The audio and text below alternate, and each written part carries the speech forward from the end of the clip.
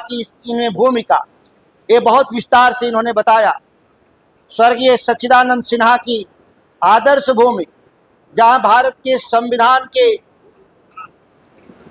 के संविधान लिखने की नींव रखी गई, जिस संविधान की बचाने की लड़ाई, जिस लोकतंत्र की बचाने की लड़ाई लोकसभा के चुनाव में आप सभी साथियों ने पूरी ताकत के साथ संघर्ष आपने किया और इस शाहाबाद और मगध की 7 लोकसभा सीटों पर बहुमत के साथ चुनाव जिताने का काम किया। हम लोग आज दिल्ली की केंद्र की जो सरकार है उसको संविधान विरोधी जो आचरण है उसको हम लोगों ने नियंत्रित करने का प्रयास किया है। पूर्णतः तो हम नहीं रोक सकते, सत्ताएं बहुमत से चलती हैं, कानून बहुमत से बनता है, लेकिन हम लोग हर विषय पर प्रमुखता से अपनी बात को रख करके, आपने देखा होगा कि अल्पसंख्यक समुदाय को धमकाने के लिए, डरवाने के लिए वह कानून बनाया जा रहा था। मैं एक बिहार के सांसद होने के नाते सेकुलर फोर्सेस के तरफ से हमने उसको प्रमुखता से जो बात हमने रखा, आदरणीय सुप्रीम कोर्ट ने भी उसको मान्यता दी और उसके उन 3 क्लॉज को जो हमारा समानता के अधिकार को हनन करता था उसको रोकने में हम लोग कामयाब रहे थे।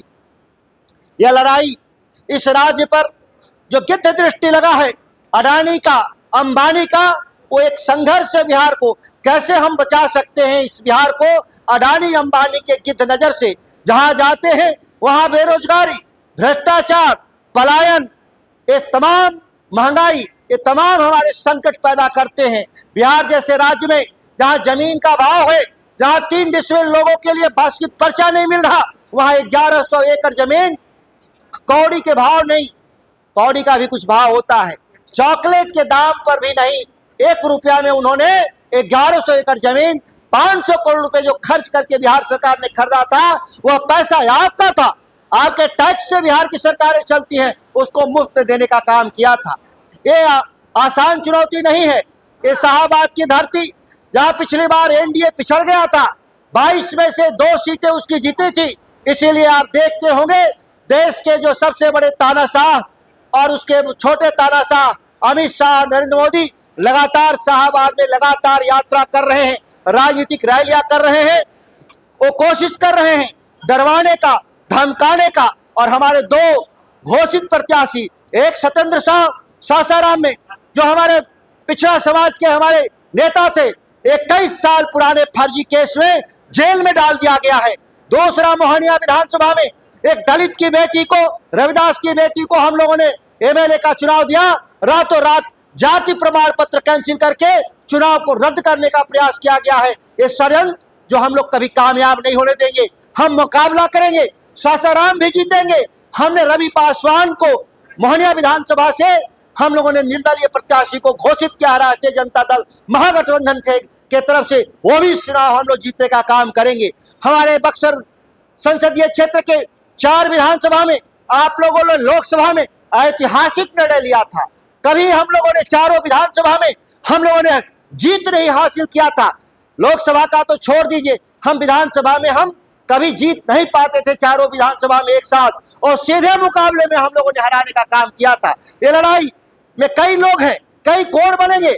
अजीत कुशवाहा पिछली बार भी अपार बहुमत से चुनाव जीते थे, इस बार भी आप देखेंगे कि निश्चित तौर पे जब लोकसभा जो कठिन लड़ाई था, हम जब आगे रहे थे तो विधानसभा अजीत कुशवाहा के नेतृत्व में हम लोग निश्चित तौर पे चुनाव जीतेंगे।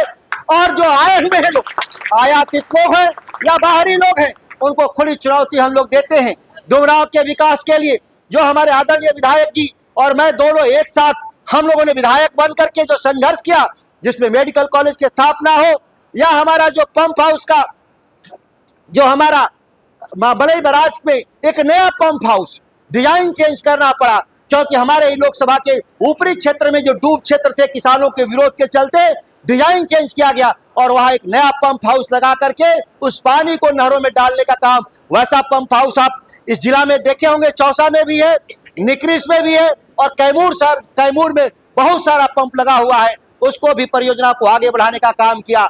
चौसा का जो बक्सर लाइन से पानी आता, डुमरांव लाइन से पानी आता, उसके भी आधुनिकीकरण के सवाल पर पैसा आ चुका है, उसमें बहुत जगहों पे काम भी लगा हुआ है। हमारी जो सड़कें खराब हो चुकी थी उसको पुनः हम लोगों ने अजीत कुशवाहा और हम लोगों ने मिल करके उसको रीटेंडर करा करके उसको भी हम लोग उसको दुरुस्त कराने का काम कर रहे हैं। इस डुमराव का बाईपास का सवाल हो या हमारा भोजपुर से हमारा जानेश्वर मिश्र पुल होते हुए बलिया का सवाल हो, तमाम योजनाएं हम लोगों ने केंद्र और राज्य सरकारों से स्वीकृति दिलाया है। डुमराव के जो सम्मान की लड़ाई है, ये समाजवादियों का गढ़ रहा है। कभी एक आध बार कोई जीता होगा, लेकिन इतिहास गवाह है कि समाजवादी ही जीतते रहे हैं। आदरणीय तेजस्वी यादव जी के नेतृत्व में आज मुख्यमंत्री के, हमारे तो मुख्यमंत्री थे ही, हमारे लिए तो कोई विषय नहीं था, लेकिन कुछ मीडिया के लोगों के लिए एक आकर्षण का केंद्र था कि कौन मुख्यमंत्री का कैंडिडेट होगा। आज इंडिया गठबंधन ने ऐसे तत्वों के बोलती पर मुंह बंद कर दिया है और आज तेजस्वी यादव जी और उप मुख्यमंत्री के तौर पे हमारे जो मुकेश सहनी जी का भी घोषणा हुआ है। और आज जिससे मुकाबला है एनडीए से, नीतीश कुमार की सरकार से, वहां पे कोई भी आज घोषित नहीं है। कैसा मुख्यमंत्री बनाते हैं भाजपा के मोदी अमित शाह, जैसे जादूगर टोपी से कबूतर निकालता है, उसी तरह से ये लोग अपने चुनाव के बाद टोपी से कबूतर जैसा मुख्यमंत्री बना देते हैं। क्या बिहार गुजरातियों के गुजरात के लोगों चलाएंगे? नहीं, बिहार हमेशा, बिहार का नेतृत्व क्या है, हम देश दुनिया को लोकतंत्र और गणतंत्र की सीख दिए हैं। हम बिहार को कैसे चलाएंगे ये बिहार के लोग तय करेंगे। 13 करोड़ लोग जो आबादी है तय करेंगे। आज हमारी लड़ाई पलायन के खिलाफ है, हमारी लड़ाई बेरोजगारी के खिलाफ है, हमारी लड़ाई किसानों की आमदनी बढ़ाने की लड़ाई है, हमारी लड़ाई गुणवत्तापूर्ण शिक्षा का सवाल का है, हमारी लड़ाई गुणवत्तापूर्ण चिकित्सा का सवाल है।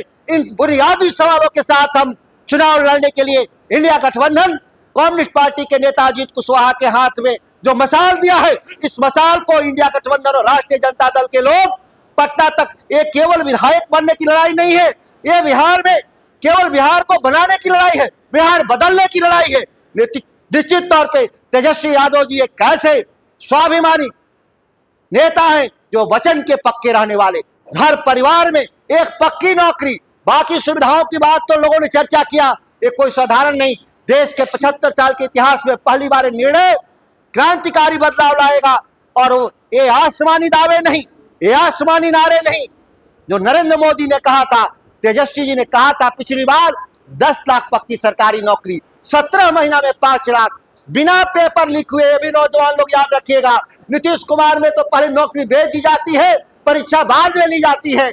यह बात, इसको भी तोड़ देंगे, इस जड़ता को, और बिहार को एक भ्रष्टाचार मुक्त सरकार देंगे।